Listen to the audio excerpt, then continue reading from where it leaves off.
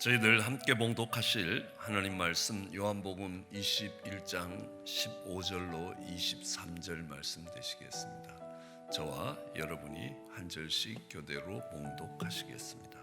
저희가 조반 먹은 후에 예수께서 시몬 베드로에게 이르시되 요한의 아들 시몬아 내가 이 사람들보다 나를 더 사랑하느냐 하시니 가로되 주여 그러하오이다. 내가 주를 사랑하는 줄 주께서 아시나이다. 가라사대 내 어린 양을 먹이라 하시고 또 두 번째 가라사대 요한의 아들 시몬아 내가 나를 사랑하느냐 하시니 가로되 주여 그러하이다. 내가 주를 사랑하는 줄 주께서 아시나이다. 가라사대 내 양을 치라 하시고 세 번째 가라사대 요한의 아들 시몬아 내가 나를 사랑하느냐 하시니 주께서 세 번째 내가 나를 사랑하느냐 하심으로 베드로가 근심하여 가로되 주여 모든 것을 아시오매 내가 주를 사랑하는 줄을 주께서 아시나이다. 예수께서 가라사대 내 양을 먹이라. 내가 진실로 진실로 내게 이르노니 젊어서는 내가 스스로 띠띠고 원하는 곳으로 다녔거니와 늙어서는 내 팔을 벌리리니 남이 내게 띠띠우고 원치 아니하는 곳으로 데려가리라. 이 말씀을 하심은 베드로가 어떠한 죽음으로 하느님께 영광을 돌릴 것을 가르치심이로라. 이 말씀을 하시고 베드로에게 이르시되 나를 따르라 하시니 베드로가 돌이켜 예수의 사랑하시는 그 제자가 따르는 것을 보니 그는 만찬 속에서 예수의 품에 의지하여 주여 주를 파는 자가 누구리이까 묻던 자로라. 이에 베드로가 그를 보고 예수께 여짜오되 주여 이 사람은 어떻게 되겠삼나이까. 예수께서 가라사대 내가 올 때까지 그를 머물고자 할지라도 내게 무슨 상관이냐 너는 나를 따르라 하시더라. 함께 봉독하시겠습니다. 이 말씀이 형제들에게 나아가서 그 제자는 죽지 아니하겠다 하였으나 예수의 말씀은 그가 죽지 않겠다 하신 것이 아니라 내가 올 때까지 그를 머물게 하고자 할지라도 내게 무슨 상관이냐 하신 것이로라. 아멘. 우리는 제자됨에 대해서 살펴보고 있는데 제자는 배우는 사람입니다. 훈련을 받는 사람입니다. 인격적인 관계에서 훈련을 받는 사람들입니다. 그래서 이 제자는 스승이 그 제자를 부르고 택하는 것입니다. 그래서 부름을 받기 위해서 그는 떠나야 되는 겁니다. 부모, 친척 또는 형제, 처자를 떠나야지만 이 제자로 훈련이 될 수 있다는 겁니다. 나보다 그를 더 사랑하면 제자로 훈련받을 수가 없게 된다는 것을 이야기합니다. 그리고 제자는 보내심을 받습니다. 훈련은 반드시 목적이 있습니다. 군사훈련은 마친 뒤에 전쟁에 보내지게 되는 것입니다. 싸움이 있는 곳에 대비하기 위해서 훈련이 필요한 것입니다. 그런데 우리 예수님의 제자들이 어떤 내용의 훈련을 받느냐라고 하면 주의 말씀에 거하는 것이라는 겁니다. 그러면 참 내 제자가 될 것이라. 우리가 말씀을 알고 배우고 이런 것들이 아니라 주의 말씀에 거한다라는 말은 묵상한다는 겁니다. 그 생각이 항상 우리 가운데 있다는 겁니다. Continue in word, 말씀 가운데 계속 살아가고 있다는 것과 또는 이 말씀을 꼭 붙들고 있다. 손으로 무엇인가를 꽉 잡는 것처럼 hold my teaching 이렇게 번역이 되고 있습니다. 우리는 이 말씀을 어떻게 묵상해야 하느냐? 그 말씀을 계속 생각하는 것만을 갖고는 묵상이라고 할 수 없다는 겁니다.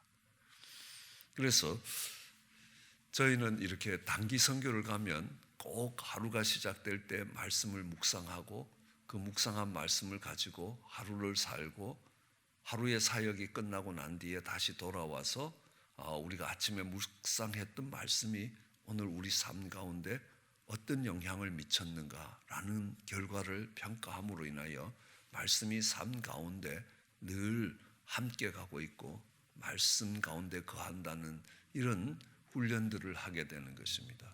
그래서 단기 선교를 다녀온 많은 분들이 하는 고백 중에 선교지에서 가장 은혜가 됐던 게 뭐냐라고 이야기하면 큐티 시간이 제일 은혜가 됐다라고 고백하시는 분들이 꽤 있었습니다.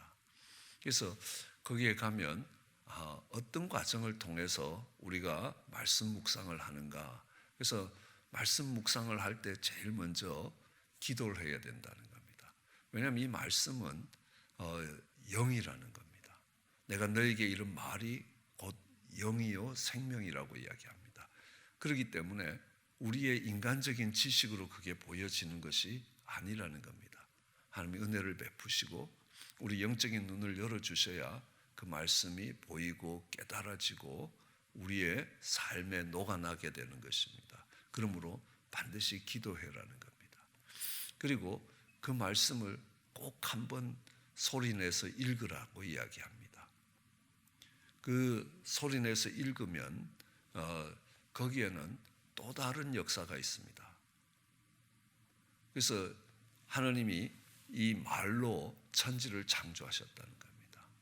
우리가 그 말에는 창조의 능력이 담겨 있습니다. 그래서 그 말씀을 그냥 눈으로 볼 때 하고 입으로 읽을 때 하고 다르다는 겁니다. 그래서 꼭 한번 그 말씀을 읽어보도록 합니다. 소리내서 읽고 저희는 한 절씩 돌아가면서 읽든지 그 소리내서 읽고 그 다음에 그 말씀이 무슨 뜻을 갖고 있는지 그 전체적인 의미를 해석해야 되는 겁니다. 그러니까 예를 들면 이 이방 종교에서 주문을 외우는데 그 주문을 아무리 외워도 거기에 의미가 없다는 것입니다. 그러므로 이 말 뜻을 이해하지 못하면 그 다음에는 아무리 묵상을 해도 안 된다는 겁니다. 늘 하는 이야기지만, 그러니까 바둑을 떠보신 분들은 잘 알겠지만 바둑을 처음 배우는 사람을 18급이라고 이야기합니다. 거기서부터 이제 한 급씩 줄어 들어가서 그 다음에 1급이 되면 그 다음부터는 단으로 올라갑니다. 이제 1단, 2단. 그래서 뭐 잘하는 사람은 9단 뭐 이렇게 얘기합니다. 이 프로 9단하고 18급하고 수가 차이가 난다는 겁니다. 그 말씀에서 개념의 깊이를 갖고 있는 사람하고 그렇지 않는 사람하고 시간을 많이 들인다고 해서 묵상의 깊이가 깊어지는 거 아니라는 겁니다. 깊은 묵상으로 갈 수 있는 것 아닙니다. 구단된 씨는 그 바둑을 잘 두시는 분하고 조훈현 씨라고 하고 70명의 정말 그래도 아마추어로는 바둑을 잘 둔다고 하는 최고급이라고 이야기하는 70명의 아마단들하고 시합을 했습니다. 그래서 조훈현 씨는 한 수 놓고 또 옆에 사람 거 놓고 하고 쭉 70명을 돌아올 때까지 이 사람은 자기 바둑판만 생각하는 겁니다. 그래도 이 사람 보고 전체를 이렇게 보고 다시 바둑을 70명 대 1로 하는데 거의 못 이깁니다. 이건 뭐냐면 아무리 내가 오래 생각한다고 해서 깊은 뜻이 깨달아지는 게 아니라는 겁니다. 그러므로 우리는 성경 공부를 통해서 말씀을 배우고 이 개념을 깊게 이해가면 갈수록, 그러니까 이 시간에 관계없이 말씀의 묵상이 달라진다는 겁니다. 말씀의 급이 다르다라는 겁니다. 그러므로 배우는 과정들이 계속 있어야 된다라는 것들을 이야기합니다. 그렇게 이제 말씀의 뜻을 이해하고 그것을 계속 읽어가다 보면 오늘 그 본문 속에서 하느님이 내게 하시는 말씀이 들리기 시작합니다. 그게 특별히 감동이 되고 특별히 터치가 되는 말씀이 있습니다. 그럼 이제 그걸 찾아서 이제 뭘 하냐 하면 그 앞뒤를 자세히 관찰하는 겁니다. 그리고 이게 왜 오늘 내게 하느님이 하시는 말씀인가? 아니 이 말씀의 뜻이 무엇인가 해석을 해야 되는 겁니다. 그리고 오늘 이 말씀을 통하여 하나님이 내가 무엇을 하기를 원하시는가 하는 적용입니다. 그래서 관찰과 해석과 적용이 있어야 된다는 겁니다. 자, 이 적용이 끝난 뒤에는 이제 다시 기도로 마무리합니다. 왜냐하면 이 말씀을 깨닫고 이 말씀대로 내가 오늘은 이렇게 살아야 되겠다라는 결단을 했다 하더라도 그렇게 살 힘이 저희에게 없다는 겁니다. 그러므로 하나님이 이 말씀을 따라 살아갈 수 있는 힘을 공급해 주시도록 기도함으로 그 전체의 묵상을 마치는 것입니다. 그 중에서 이제 저희가 좀 자세히 살펴보아야 할 것이 말씀의 관찰은 어떻게 할 거고, 말씀의 해석은 어떻게 할 것이고, 말씀의 적용은 어떻게 할 것인가. 이게 1시간씩 이제 3시간을 해야 될 것들을 짧게 정리를 하도록 해보겠습니다. 이 관찰을 잘 해야 되는 겁니다. 우선 관찰을 할 때는 믿는 마음으로 관찰해야 된다는 겁니다. 그 마음의 자세가 굉장히 중요합니다. 2차 세계대전이 끝나고 전쟁에 나갔던 어느 젊은이가 집으로 돌아왔습니다. 이제 아내가 기다리고 있는 집으로 돌아왔습니다. 그래서 군대에서는 이렇게 아내에게 연락했습니다. 오늘 당신 남편이 집으로 돌아갈 겁니다. 그러니까 아내가 집을 깨끗이 청소하고 맛있는 식탁을 차려놓고 이제 촛불도 꼽아놓고 이쁘게 단장을 하고 기다렸습니다. 근데 남편이 안 오는 겁니다. 그래서 문 밖에 가서 기다리다가 동네 입구에 갔습니다. 그러다가 남편과 길이 어긋났습니다.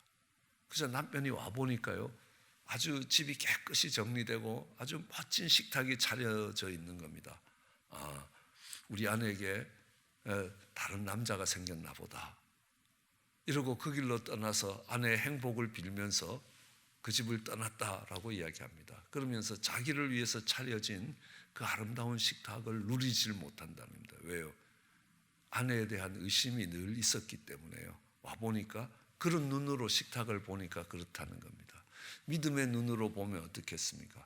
와, 우리 아내가 내가 돌아온다고 이렇게 멋진 식탁을 차려놨구나, 이렇게 생각할 수 있지 않겠습니까? 그건 똑같이 차려진 식탁을 보면서도 어떤 눈으로 보느냐에 따라서 달라진다는 것을 알 수 있습니다.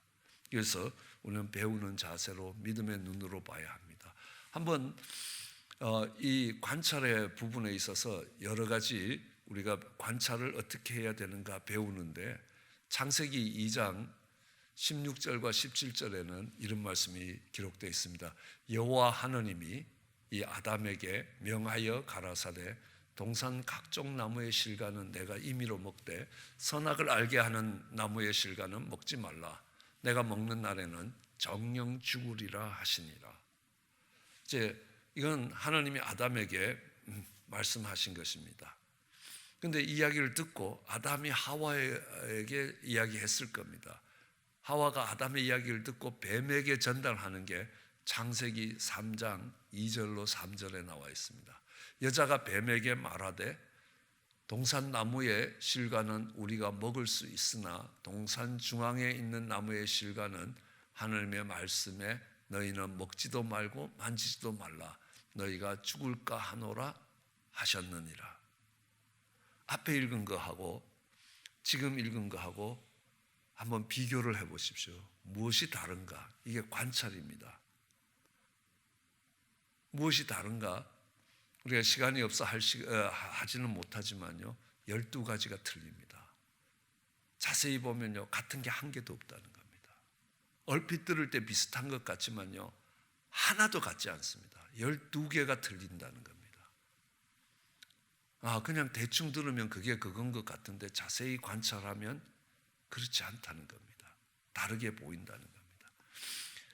창세기 18장에는 하나님과 두 천사가 아브라함을 찾아오시는 모습이 있습니다. 아브라함이 나그네를 대접하는 모습이 있습니다.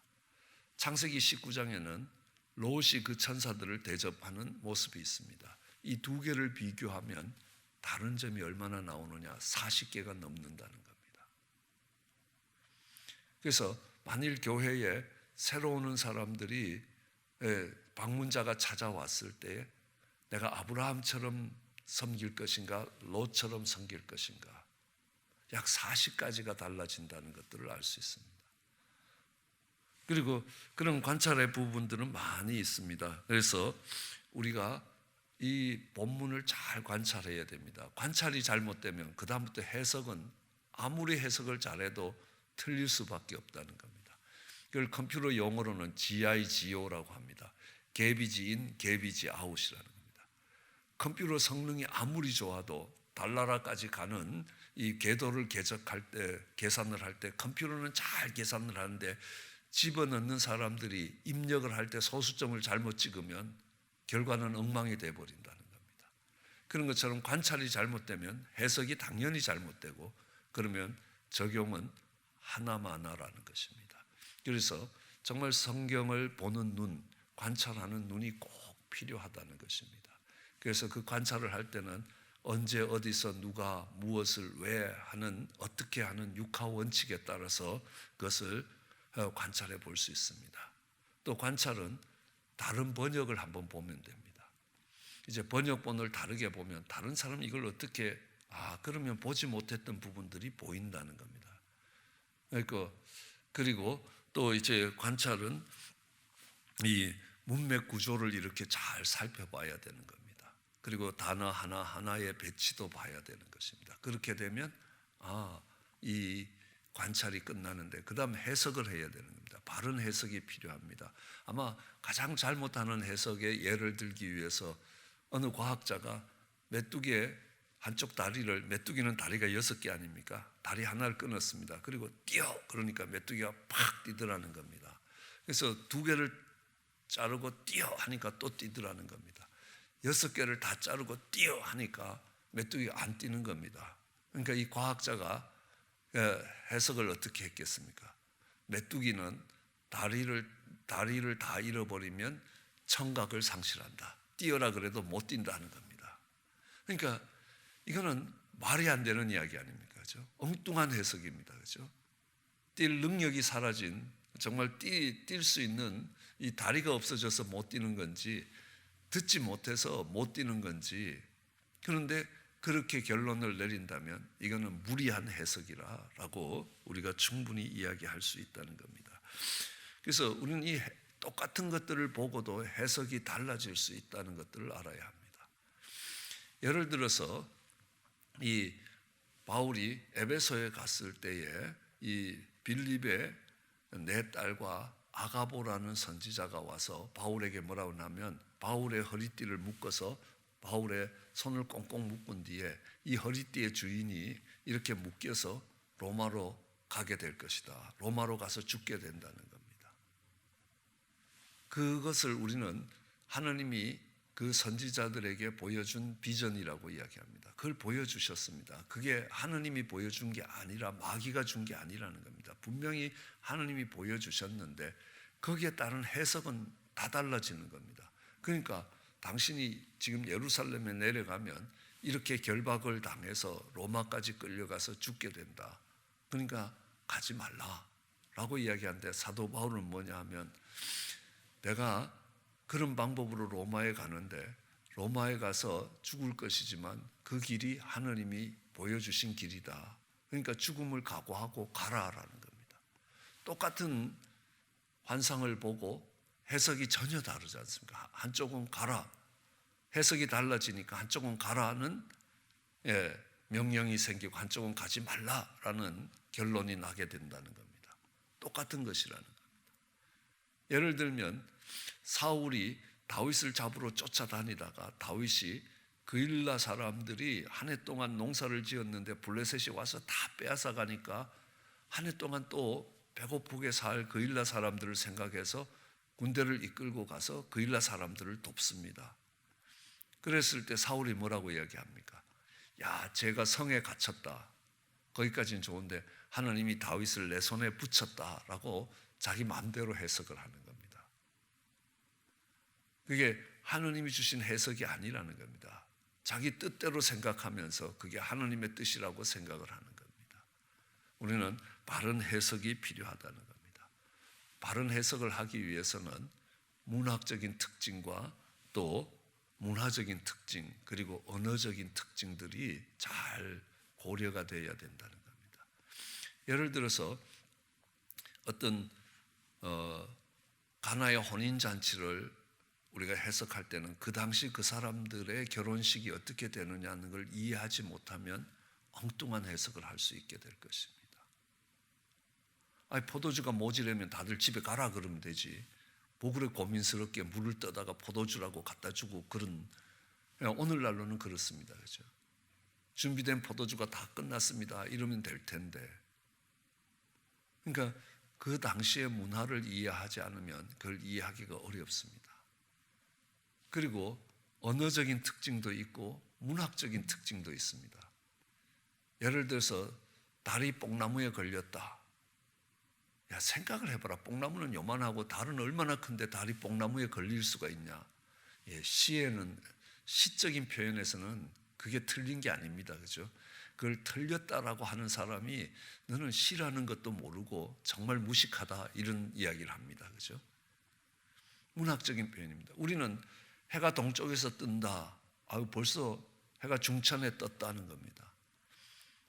그거를 과학적인 잡지에 실으면요, 이 사람 바보 되는 겁니다. 해가 뜨는 게 아닙니다. 해는 가만히 있고 지구가 돌아서 해가 보이는 거지, 해가 뜨고 해가 지는 게 아니라 지구가 도는 거다.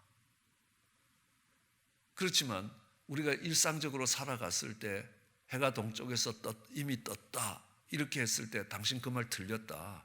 지구가 돌아갔고 해가 보였다. 그렇게 표현해야지 해가 떴다 이런 말을 하면 안 된다. 그거는 틀린 거다. 이렇게 이야기하지 않지 않습니까? 벌써 해가 떴어? 이렇게 이야기할 겁니다. 그렇죠? 그런 것처럼 우리는 일상 대화에서는 해가 동쪽에서 떠오른다라고 하더라도 틀렸다고 이야기하지 않는다는 겁니다. 성경의 오류를 이야기할 때 그런 문학적인 고려를 하지 않으면 이 오류를 이해하는데 매우 잘못되게 이해한다는 겁니다. 과학적인 팩트를 가지고 이건 틀렸다라고 이야기하면 안 될 때도 있다는 겁니다. 문학의 장르가 전혀 다름에 따라서 이 표현이 달라진다는 것들을 우리는 시편을 할 때 하고 잠언을 하고 역사서를 해석할 때 하고 이 해석의 방법이 달라져야 된다는 것들을 이야기합니다. 그리고 마지막으로 이렇게 적용을 할 때 우리는 적용의 문제의 가장 큰 걸 보면 우리는 불의한 정직이를 보십시오. 주인의 재산을 막 함부로 쓰다가 이제 너 파이어라고 빨리 결산해라 하니까 빚진 사람을 불러서 야, 너 기름이 얼마 빚졌니? 100을 빚졌다. 빨리 50이라고 써라. 또 밀이 얼마 빚졌니? 100섬을 빚졌다. 빨리 여기 80이라고 써라. 이렇게 깎아주고 이제 하는 이런 불의한 정직이를 보고 그 주인이 그놈 참 지혜롭다라고 이야기를 한단 말입니다. 그걸 처음 볼 때요. 아니 이런 도둑놈을 지혜롭다고 이야기하는 이 기독교의 도덕률이 이 정도밖에 안 되냐는 겁니다. 이건 도둑놈 아니냐는 겁니다. 주인의 재산을 잘 관리해야 될 이 도둑놈을 이게 지혜롭다라고 이야기하면 이게 물론 불의하다고는 이야기하지만 이걸 지혜롭다고 할 수 있겠냐라는 겁니다. 근데 그게 도둑놈 이야기를 할 때는 그런데 그게 내 이야기가 되면 좀 달라진다는 겁니다. 내가 이 땅에 살아가면서 내 생명도, 내 시간도, 내 건강도 다 하느님이 주신 것이라는 겁니다. 근데 그게 내 건처럼 그냥 내가 원하는 대로 막 썼다는 겁니다. 근데 어느 날 내 죽음과 함께 하느님이 내 시간에 대해서, 내 물질에 대해서 결산해야 될 시간들이 온다는 겁니다. 그저 남아있는 시간과 남아있는 그 물질을 가지고 이웃과 나누면 하느님이 정말 이 마지막 시간을 준비하는 지혜로운 종이라고 이야기하신다는 겁니다. 내가 함부로 살아온 내게도 아직도 기회가 남아있다는 것은요, 은혜였고 감격입니다. 그게 저 도둑놈에게 적용될 때는 아니 이런 도둑놈을 지혜롭다 하는 건 이건 말이 안 된다는 겁니다. 그게 내게 적용이 될 때는 하나님이 베푸시는 한량없는 은혜가 되는 것이라는 겁니다. 우리는 이것을 어떻게 적용하느냐에 따라서 달라집니다. 하나님의 말씀을 다른 사람에게 적용시키면 이거는 정죄라고 이야기합니다. 하나님의 말씀을 우리에게 적용시키면 설교라고 이야기합니다. 하나님의 말씀을 우리 다 빼고 나에게만 적용시키면 이걸 묵상이라고 큐티라고 이야기합니다. 그래서 늘 큐티할 때 설교하지 말고 큐티하십시오. 우리에게 적용시키는 것이 아니라 내 삶에 적용해야 된다. 우리는 이 적용에서 하나만 더 보면요, 이 적용은 구체적이면 구체적일수록 힘이 생깁니다. 저희가 단기 선교를 가서 이 큐티를 하는 그 가운데서 가장 강조하는 것이 적용입니다. 그걸 갖다 액션 플랜이라고 합니다. 이 말씀을 근거로 내가 오늘 무엇을 할 것인가를 결정하는 것입니다. 자, 오늘 본문에 읽은 말씀을 보더라도요, 주님이 베드로에게 3번 묻습니다. 그런데 이 3번 묻는 질문이 다 다르다는 겁니다. 그리고 3번 대답하는 베드로의 대답도 다 다르다는 겁니다. 첫 번째 물을 때 네가 다른 사람들보다, 이 사람들보다 나를 더 사랑하느냐, 비교급으로 물었습니다. 예, 베드로가 주여 그러합니다. Yes, you know that I love you. 근데 3번째 질문할 때는요, Yes가 못 들어갑니다.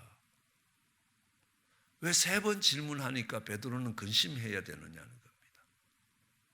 3번째 내가 나를 사랑하느냐 하니까 베드로가 근심했습니다. 주여 그러하외다가 없어졌습니다. 주여 모든 것을 아시오매 내가 주를 사랑하는 줄 주께서 아십니다. 베드로의 대답도 다릅니다. 그 다음에 주님이 그에게 그런 대답을 하는 수준에 있는 베드로에게 지시하는 지시도 다릅니다.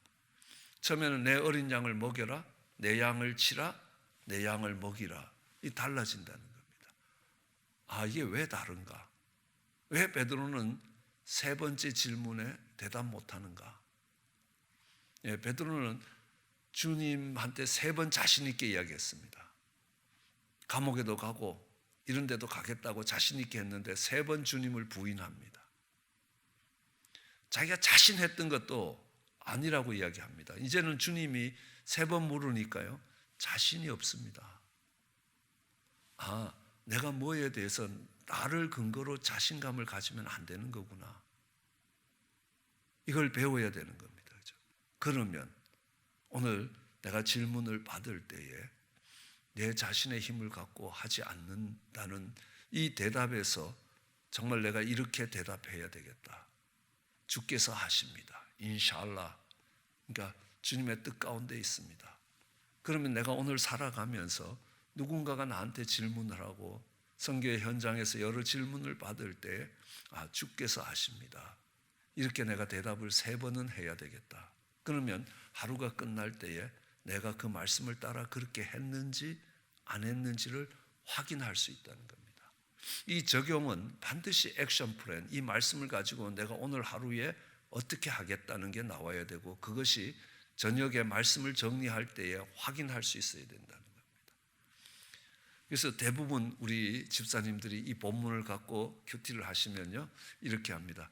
내 양을 먹이라 그랬으니까 내가 오늘 우리 이 선교에 오신 우리 교우들을 한번 정심을 사겠습니다. 그러면요, 그러니까 내 양을 먹이라 그랬으니까 하나님의 정말 종들이니까 내가 오늘 정심을 사서 먹이겠습니다. 그래서 공짜로 밥을 여러 번 얻어 먹었다는 겁니다.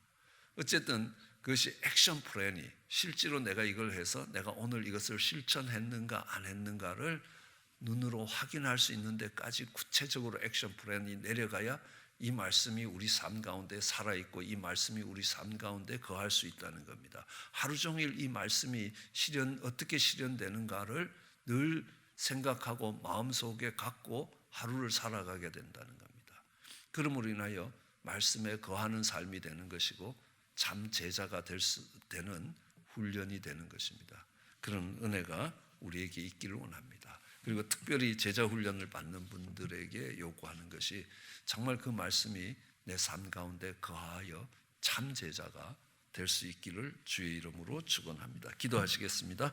사랑 은혜가 많으신 하나님 아버지, 하나님의 말씀이 하나님 말씀으로 생명으로 우리에게 다가오기 위하여 그 말씀을 자세히 관찰할 수 있게 하여 주시옵소서. 누가가 했던 것처럼 자세히 살펴보게 하시고 그 말씀의 뜻들이 무엇이며 의미들이 무엇이며 바르게 해석할 수 있게 하시고 그 해석을 따라 하나님 그 말씀이 우리 삶에 육신이 되어 나타날 수 있도록, 말씀이 육신이 되도록 하나님 구체적으로 우리 삶에 실행해 가는 계획들이 세워지게 하시고 하루를 살아가면서 그 계획 가운데서 살게 하시고 하루를 마무리하면서 그 계획의 실천이 얼마만큼 갖는가를 확인할 수 있게 은혜를 베풀어 주시기 간절히 소원합니다. 감사합니다. 예수님 이름으로 기도드렸습니다.